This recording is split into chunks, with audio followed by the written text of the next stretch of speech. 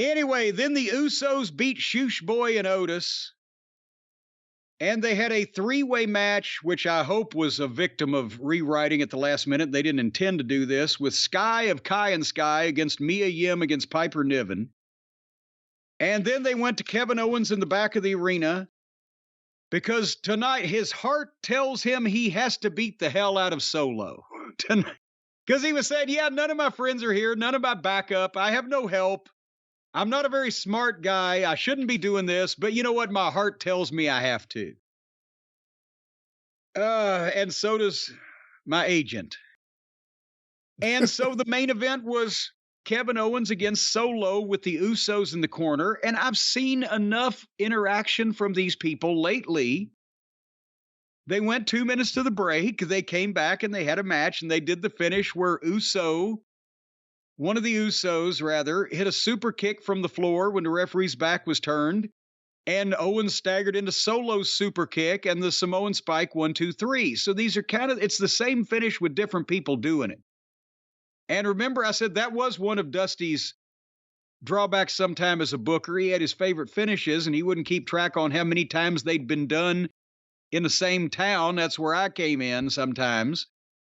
But they've got tapes of everything they've done on television. It's always the same finish. We're going to put our time in, and then suddenly, boom, here's a way to get out of it. And then the heels get on Owens, and they're beating him up 3-on-1, and then suddenly they get a shot. They've got a camera in the parking garage. I guess just waiting there like the South Park local news on the school channel put Butters out in front of the school to see if there was any celebrities. And every once in a while they'd go to him and he'd be standing out there. Have you seen any celebrities, Butters? No, nobody yet. Because he's all alone. They've got a camera in the parking garage just in case. And here comes Sammy and Bro.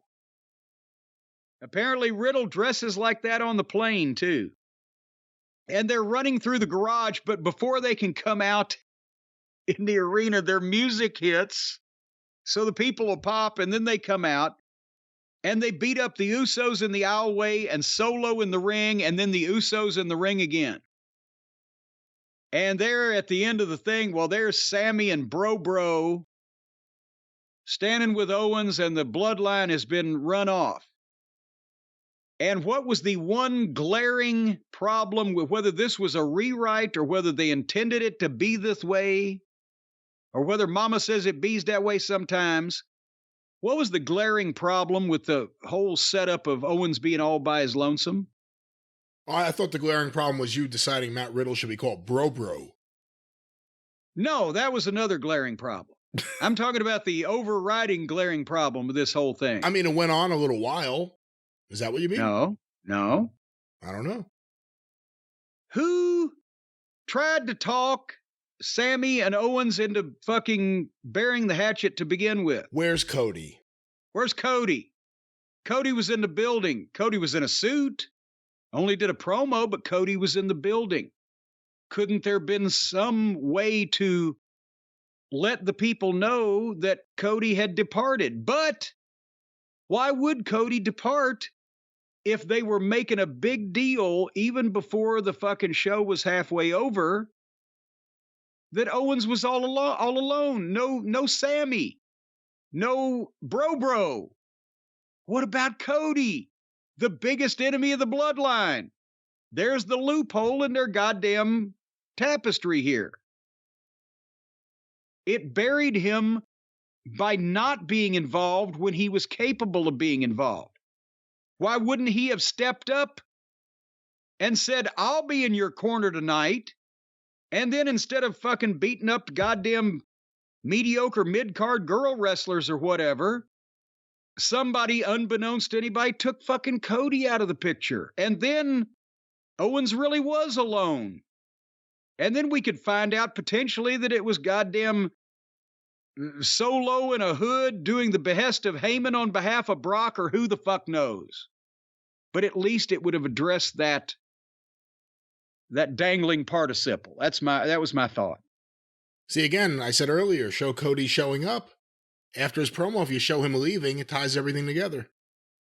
Well, but why would he have left if he knew that Sammy and Bro hadn't got Why there? are you calling him that now all of a Because sudden? I just hate Riddle so bad. I know, but All right. Please don't start calling him that. All right. And by the way, let's talk about that if you don't mind. Why are they focusing so much on Riddle on both shows? He's now involved with the main event program. He just showed back up. Because he got out of rehab and he got the fucking PR heat off of himself, apparently, and now they still got to pay him a lot of money. So they're sticking him into something he don't fit like a screen door on a submarine because they got to use him. See, I know they think they have an idea of where to go with all this, but Cody not winning still feels like a massive mistake. Cody and Brock feels off because Cody should have been the champion going into it. You're adding Matt Riddle now into the mix. Roman really hasn't done too much since WrestleMania. People are going to get sick of the Usos and Solo if they're the only people you see having matches nonstop every week now. And I buy Cody and Sammy and Kevin Owens as three unlikely partners in the same quest, but Riddle coming in being a jack-off, I don't know if I buy him with any of the other people, especially Cody. Well, I don't buy him as a main eventer, and I wouldn't put him in this slot. And with that, that was WWE Raw for, what was it, the 10th of April. April 10th. 2022. Perhaps you watch that program and you think, I want to sue. Well, in that case, I know exactly who I would call on the telephone if I had a telephone in my hand and a number that I knew that I could call that person on. You know who? This guy. Call Stephen P. News.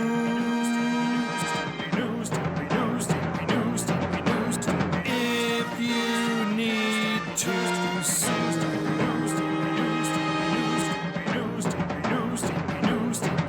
An outlaw mud show or two. Still to the rest. Folks, we're running desperately late on the program today, so I will just make mention of the fact you all know if you have misapprehension or have been misapprehended in any way, Stephen P. New, the consigliere of the cult of Cornette, newlawoffice.com, 888-692-8084. He will free you from the bonds of injustice and take you to cash in the bonds of justice, or money orders, or personal checks, or company checks, or good old-fashioned cash under the table. He's amenable to whatever's convenient. Stephen P. New's the man for you. That's right, Stephen P. New, the man for you if you need to sue. Stephen P. New, more about him at the end of the show.